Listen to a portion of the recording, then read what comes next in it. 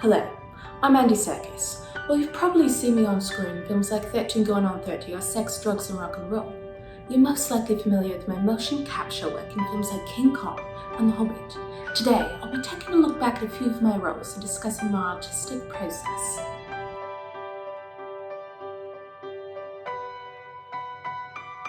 I did the mocap for Caesar, and it was a true challenge to portray a chimpanzee. I take this very seriously. So I did quite a bit of research to the extent that I travelled to Tanzania to study them. When you're constructing a character, you want to understand them at a deep, primal level, especially a non-human character. It's about that basic motivation. When people ask about my experience, I have to be honest, the films were, for me, failures. There's not a single scene in the entire series where Caesar masturbates.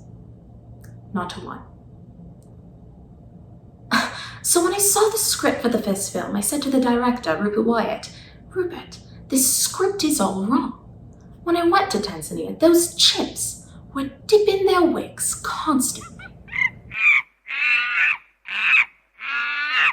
To imagine that Caesar is some kind of chimp prude, it's dishonest. It destroys the illusion that you're actually watching a chimp, which is the whole point of motion capture.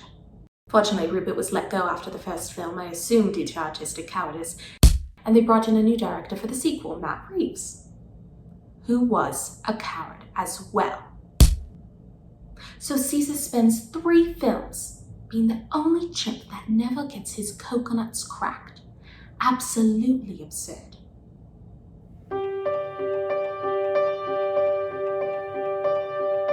With Gollum, Tolkien did all the work in creating a deep, complex character.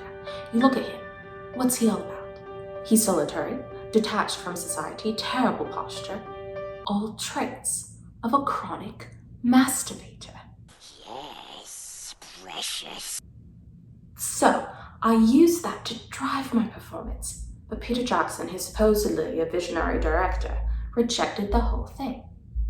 When I asked him why, he just said, "Andy, you're pulling your pudding every damn scene." But we loves it lets me go touch the precious.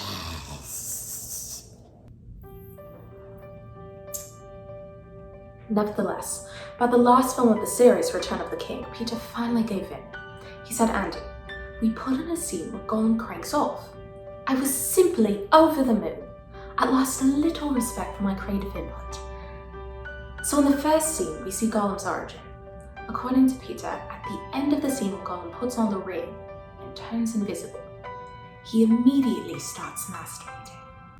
Which obviously wasn't how I imagined it, but the film did win Best Picture, so I suppose it worked.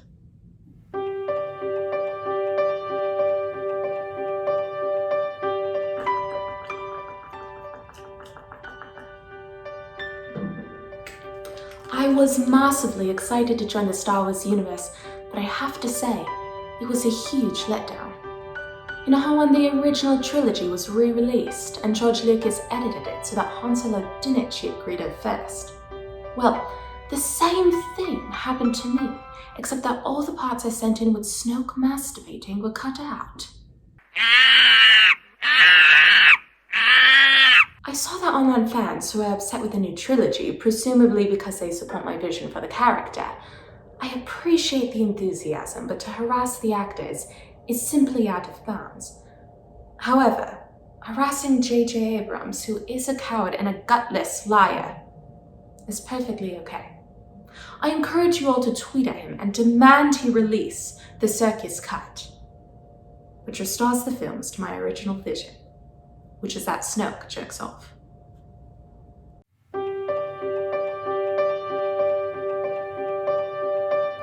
No,